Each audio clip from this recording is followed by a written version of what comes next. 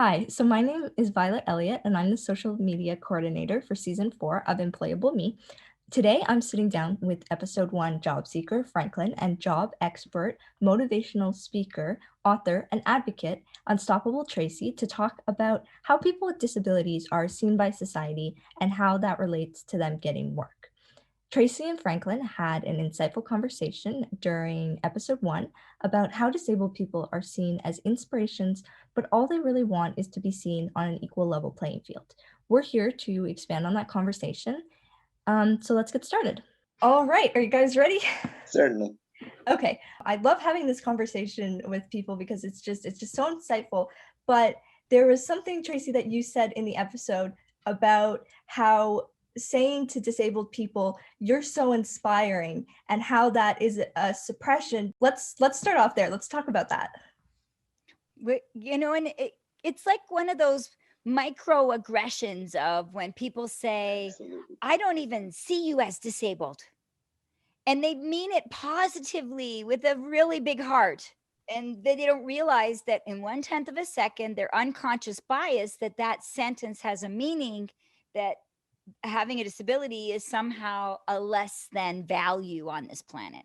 For sure. And the whole thing, there's a whole debate I find about the word disabled and disability. And growing up, the word disabled and disability was really never used around me because for the longest time, I never considered myself as having a disability. People with No. dwarfism aren't really considered to be disabled. And I noticed that there was, a whole discussion about take the dis out of disability and disabled is like this yucky word. But then as I grew up and did more research, I realized disabled and disability it's not a bad word at all. It's part of our identity. It's interesting that we talk about disability in the context of work because I've often had to change the conversation around disability when I talk about being a work because I've worked with people who catch themselves and say, okay, this is a person with a disability. And I'd like to say that I was the first person to say that we need to focus more on the individual rather than the fact that they might come in a different packaging or the fact that they do function differently than the rest of the workplace. And so for myself, my disability comes with me, but it's not something that I focus on. It's not something that's going to stop me. It's not a deterrent. It's just something that's a part of me. And living with it for a number of years, I've gotten really comfortable with it, for lack of a better word, and figured out how to make it work for me. So that's my approach to the idea of disability. I find it so interesting that it seems to be when it's visible, the three of us have a visible disability. When it's visible that Yes, it's part of the interview.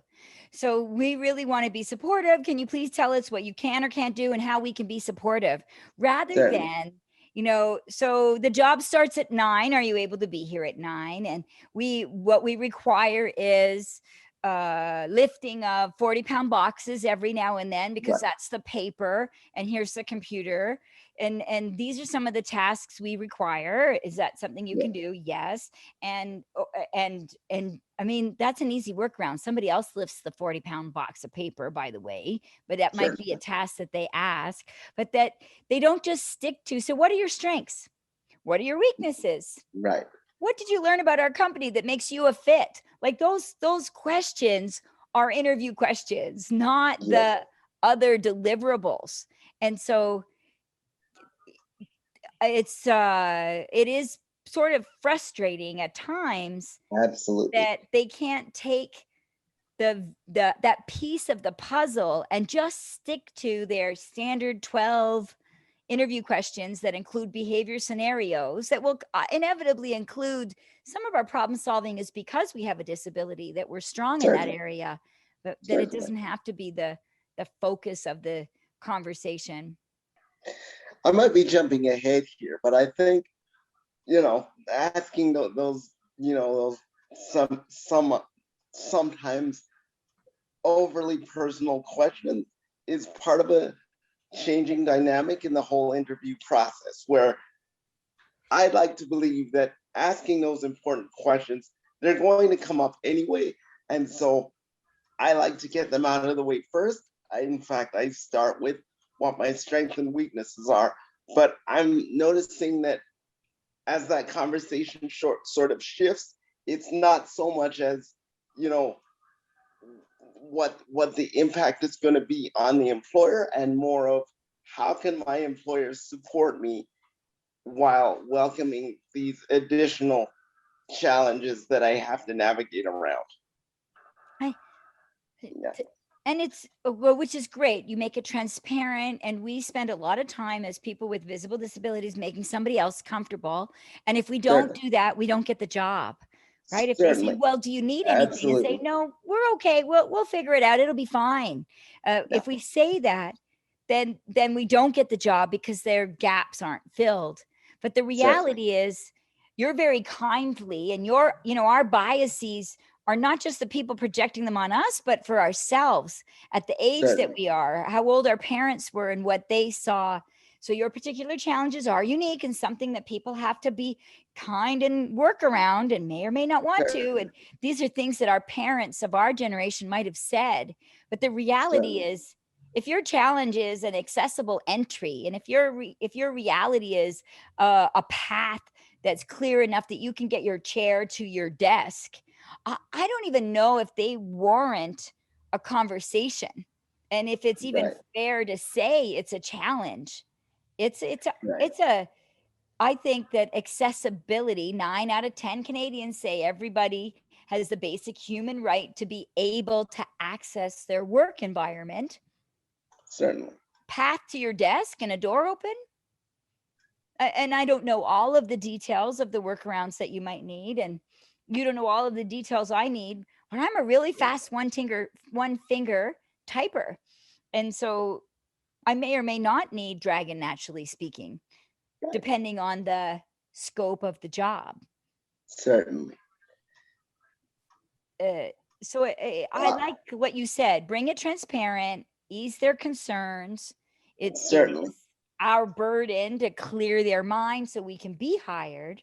But in yes. this social media platform, to say, do we really need to talk about all those pieces? Maybe not. That's just part of my training, because I take it with me to every interview, because as soon as I've gone through my personal questions and I've done everything I could to alleviate all of their concerns, Yeah, then the timer starts, and it's like, okay, now that you've talked about yourself, now we want to talk about yourself in the context of what you're going to be doing. And then it becomes, okay, I've talked about everything else that I need, so now let's talk about how I'm going to fit in this job and what I'm going to do for you, and so on and so forth. And as I said, the timer starts because now it's checking off a series of tasks. Can you, will you, do you, blah, blah. So there we are. And it's like, okay, well, I've answered all of these questions. Now, can I say as many things as possible before the timer runs out?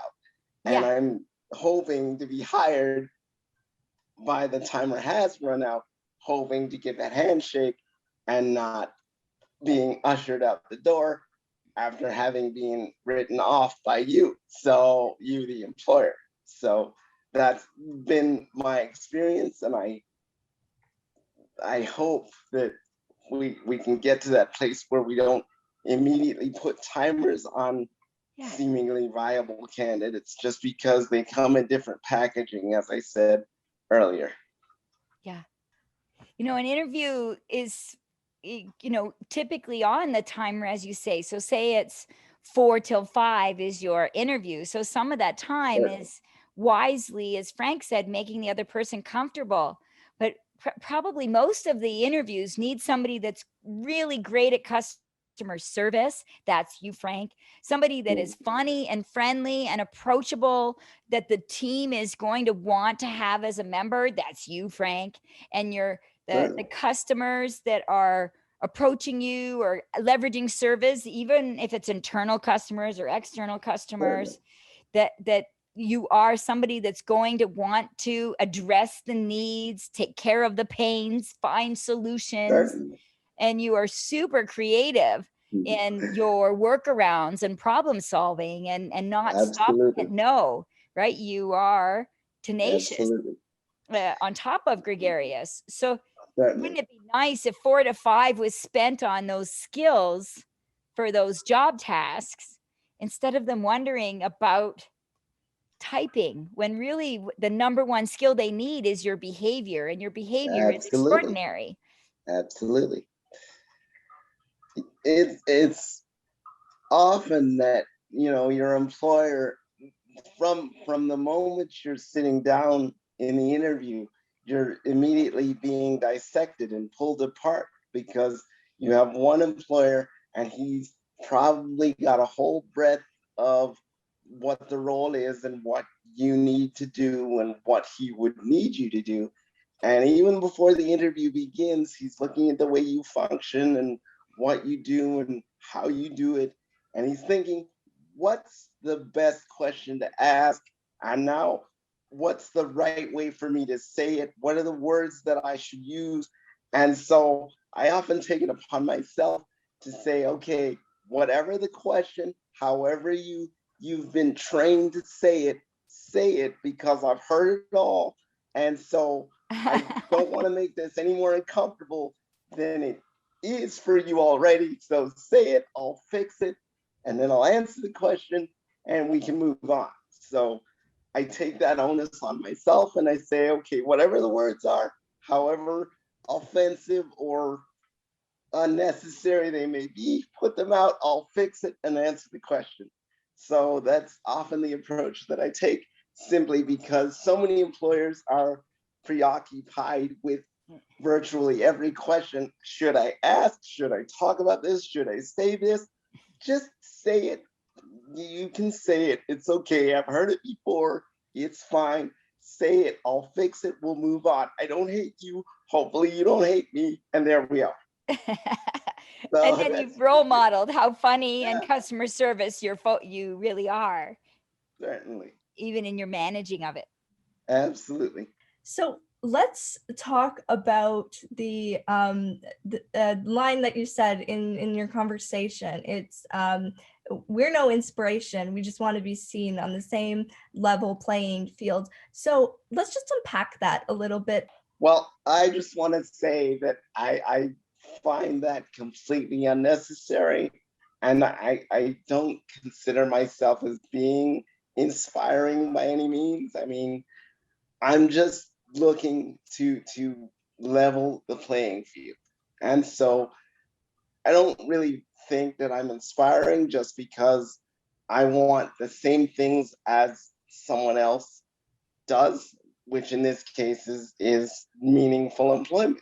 And at the end of the day, you want to be considered a citizen, and then a citizen with a disability that's second. So in my life, I've been dissected and dissected so many different ways and so often, and it's like, okay, I'm tired of the inspiration, I'm tired of the sadness. Let's get on to what I want out of my life and what I'm willing to do to get it. So in this case, I just want to be seen as a viable, employable candidate. And so I don't really consider myself as inspiring. If something I've said or done has, been able to advance someone else's life or been able to change their thinking in some way, then that's great. I don't think it's anything to be called inspiring because, let's face it, I hate the word. But in this particular context, I hate the word because I feel like it's absolutely unnecessary. And as I said, I'm just trying to, move my life forward just the same way as someone else. It's just going to take me a little bit longer to do. you know, I smile when you say it because I've just bought a house with a lifelong best friend and her husband. And I think the reason that she's my best friend is probably at least once a day, she'll say, "You don't inspire me." Like just to be funny, Great. right? And yeah, Yeah, and I'm like, oh, thank goodness. I'm that's exhausted from fantastic. inspiring all these people all day, right? And it's usually after some kind of conversation on the sidewalk, in a Tim Hortons, on a Certainly. telephone, on a call. And so that's usually when she pops her head in to say at the end of something like that, "You don't inspire me." Right. To Right. bring it back, which is kind of Yeah, fun. And people, and I think another variable that's unique is that all three of us here happen to be born this way. We didn't certainly. acquire the disability. We didn't choose to have a disability. We are just being, and we were born exactly the way we were meant to be. And I'm not Absolutely. wishing to be anything different. And I believe everybody's born exactly the way they're meant to be. Certainly. And you can make it believe whatever you want, but that's the easiest, is to Yeah, believe that this is the way it's meant to be, for certainly. sure.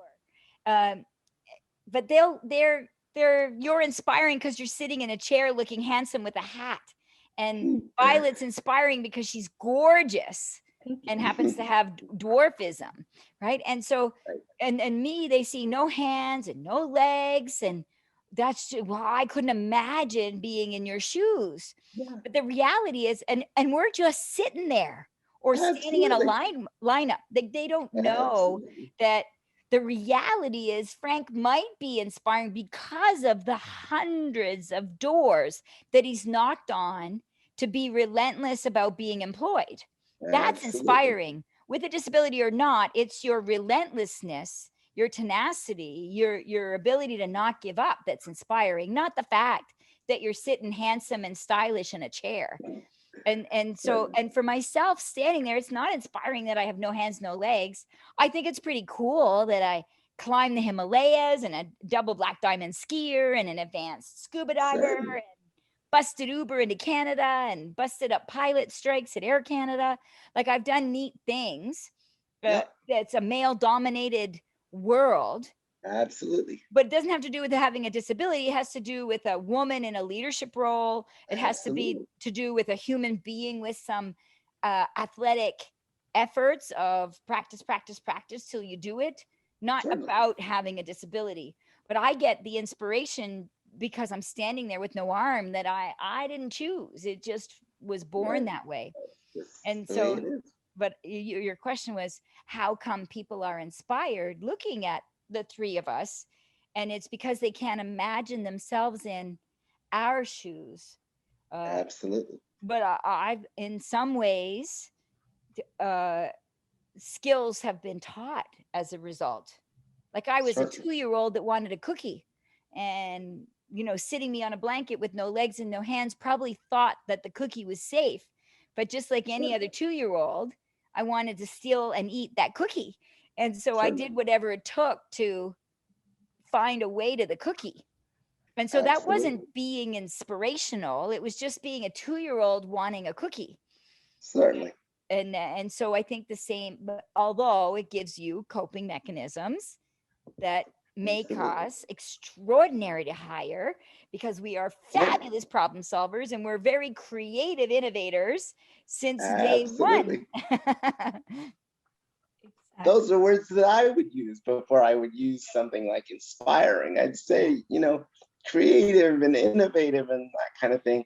So, yeah, we definitely need to change the conversation about how we look at people with disabilities before we call them inspiring because, you know, I don't fully know your story, Tracy. I don't know yours, Violet, but I mean, you're friends of mine before you're ever inspiring. And that's based on the fact that I don't know you as inspiring because I don't know your stories. You're simply people that I've met and frankly care for and love, that kind of thing. In regards to when people with disabilities get jobs, there's a lot of, oh, you're so inspiring for getting the job, which I think a job is a basic human right that everyone should have. And I think really, instead of calling people with disabilities inspiring for getting a job and holding on to a job, non-disabled people need to be, I guess, more outraged at the fact that there are companies and corporations and organizations that don't see people with disabilities as an equal, and therefore don't give them a chance at getting a job or giving them a job. Yep. We are Certainly. all valuable contributors with lived experience, relevant to a disability or not, relevant to our Certainly. education, relevant to our past jobs, relevant to our past relationships with neighbors, family, previous coworkers, that have valuable insight to contribute to the success of an organization. Yes. Yes, exactly. What do you think employers should know about hiring people with disabilities? I know we kind of touched on this earlier, but if you could say one thing to a future employer, what would that be? I would simply say that we're all people, and we simply want to be employed. And all we're looking for is an opportunity to demonstrate the best skills that we have. I'm 100% agree, and I believe employers need to know that statistically we are ridiculously loyal, and we can help their staff Absolutely. turnover number. We can lower their retraining budget. We inevitably create stronger team players and employee engagement as a whole because of the wacky inspiration, the result, very employed, engaged workforce. We know in businesses, nothing to do with people with disabilities, but if there's a best friend at work, they are more engaged and more productive employees.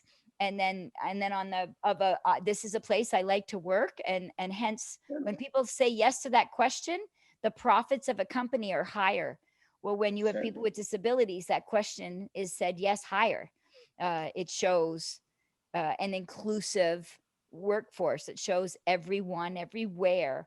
And when you have a visible disability, that means also male, female, means lesbian, bi, gay, trans, queer, plus, plus. It means black, white, brown.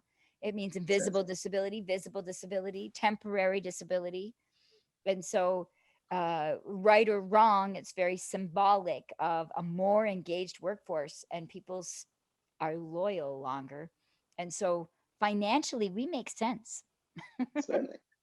I would also like to add that there is a huge value in the education piece that persons with disabilities bring to the employment world, because you know I've found in my workplace I'm asked questions every day. They may come from my bosses and people that work above me, I guess. They're asking questions about how I do things. And I find it, it's a privilege for me to say, okay, well, let me take 20 or 30 seconds to educate you and teach you how I might do something or a different way of doing something. And so if I had to add on to the reason that more employers should hire people with disabilities, it's simply because when there's a person with a disability, we're all able to learn something. And when we learn something, we are 1,000 times better than we would have been had we gone with someone who doesn't have a disability. Because in that scenario, you're focusing simply on what the strengths are, and what not the other variables that a disabled person might bring to the table. When a team is brainstorming solutions, having a diverse team has more diverse solutions. And when you've got a homogenous workplace where they're all the same gender and the same color and the same ability, you can only be so creative. And Absolutely. people see, when I was working at Shoppers Drug Mart, I got my driver's license. At 16, we couldn't figure out a way for me to drive. But by 30, I'm busy using a mouse at Shoppers Drug Mart. And then it was like, oh, everybody, all the able-bodied people want me to use my long arm for the hand controls, for the pull to the gas and the pull to the brakes, because it's the long arm and it's what they can imagine. But I'm busy using a mouse on a computer. And then the light bulb goes off. Oh, I use my little arm for the computer mouse. I could use the little arm for the pull to the gas and the pull to the brakes. And then that leaves my long arm available for the steering wheel, right? And for turn signals and the horn. And so it went from $100,000 worth of a talking car, basically, to 15, 16 years later, a $750 off the shelf hand control with a cup. And I could do the gas and the brakes. And so it's a neat story because it's a revolution of, how does a computer mouse teach you that you're going to drive a car? They have nothing to do with each other.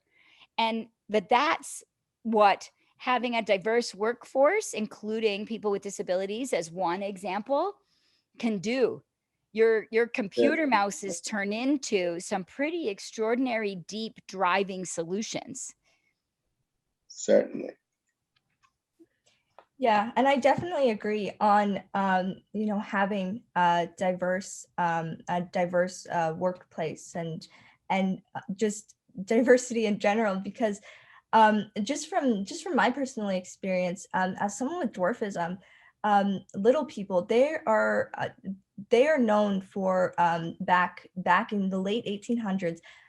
We were put in freak shows and we were put on display for entertainment. And then after that, there was that whole the little people trope of just being jokes and warm props, Oompa Loompas in Charlie and the Chocolate Factory, and the Munchkins in The Wizard of Oz. And those movies almost came out, they came out almost a century ago. And even now, I still hear the occasional joke from little kids, like the Munchkin or the Oompa Loompa jokes, because that's all they know. That's all they've seen on TV. And that's why it's so important for little people and just people with disabilities in general to be seen in roles where even if it's just on TV, seen in roles where their disability isn't like a whole tragic, story. Just they have a disability and they are just living with a disability. And just in work, in the workforce, it's important for people with disabilities to just, be put in every single position. So non-disabled people can see people with disabilities and, see them doing that job and just know that they are visible in society. And then their biases and stereotypes that they have drilled into their head will change. Certainly. Yeah, the exposure that dispel stereotypes and debunk myths and long imprinted biases that people don't even see or know that's in their brain. Absolutely. Yeah. Yeah, in Nepal, for 9 days, I was trekking in this path. And in Nepal, I saw one person with a disability in 9 days in the mountains. And I saw one, and it was because he had just lost his foot to frostbite, being somebody that helped climbers climb up Mount Everest. And so for 9 days I was trekking, and the way they were looking at me was unbelievable. Like, people followed me around everywhere. People from villages came to meet us on the trail as we were approaching their direction. If I'd go to the washroom around an edge, they'd all follow me around. I didn't have any privacy. I would fall asleep with people looking at me. I'd wake up with people looking at me, and I went to the bathroom with people looking at me. It was because of being so unique with no arms and no legs, and they just didn't do it in Nepal. But on the 9th day, one of the guys said, "If this one looks like that, what's the rest of them look like?" And which just seems crazy, and you guys are laughing. But one of the Nepalese porters that had been with me for 9 days, he joked. He said, "One of them doesn't have a head," and it was wow. Perfect. And I realized, if in Nepal, just by being with me for 9 days, where there's no law, no exposure, no awareness, no food, no technology, just by being together for 9 days, that he could tell a joke, then immersion is possible anywhere, even in the Certainly, most extreme situations. Yes. certainly.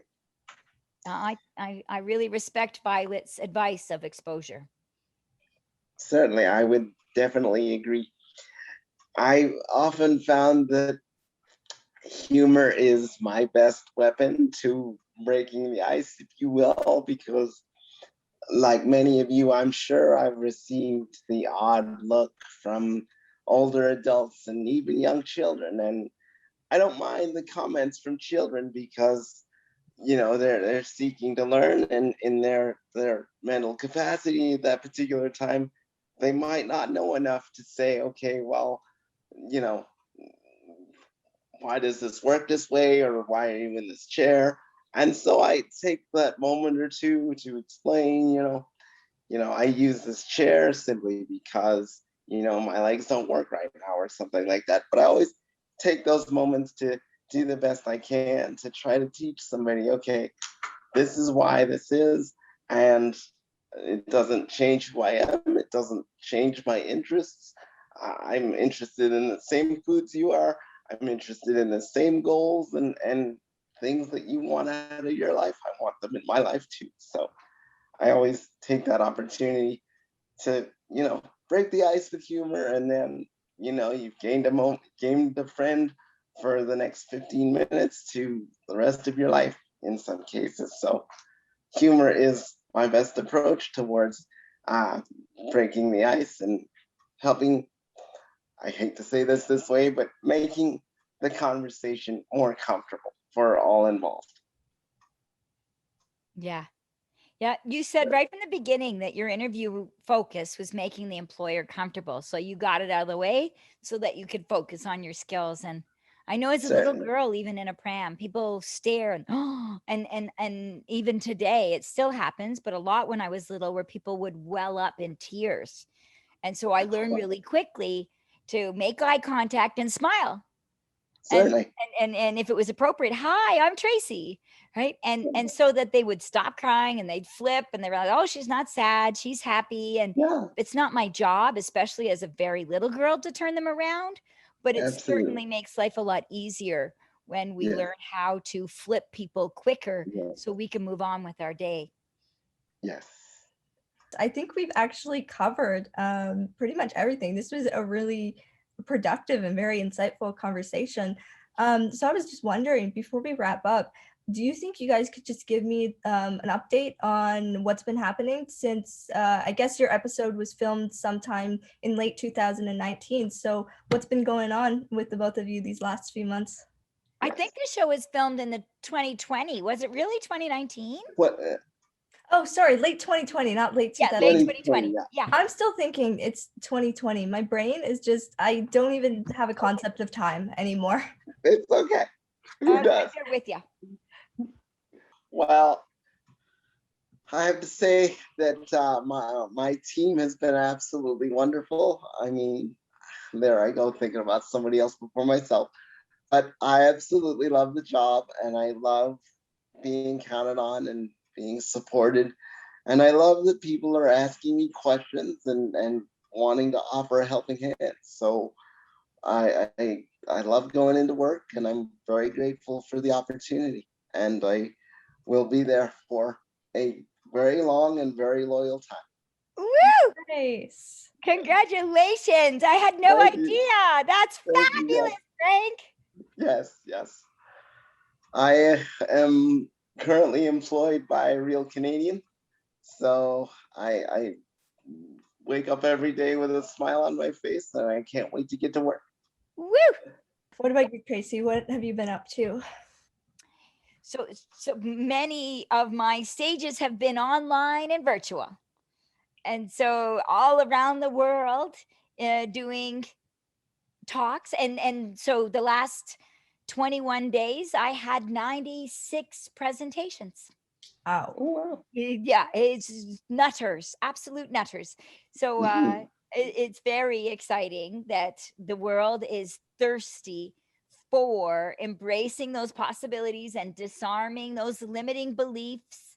And people are Certainly. ready to be no excuses. People are ready to Absolutely. be limitless and not let this pandemic stop them anymore. Well, it's refreshing to be interviewed. Uh, Nothing about us without us. And so Certainly. it isn't somebody without insight digging deeper, and probably why this conversation got to be so transparent and reflective, unlike any other. Yes. Absolutely. Yes, this was a very good conversation. I had a lot of fun talking to you guys about this stuff. Thank you so much for doing this. I hope you guys had fun. Definitely. Thank Yes. you. Any excuse to see Frank again and hear the great news. Woo! Yes. Yes.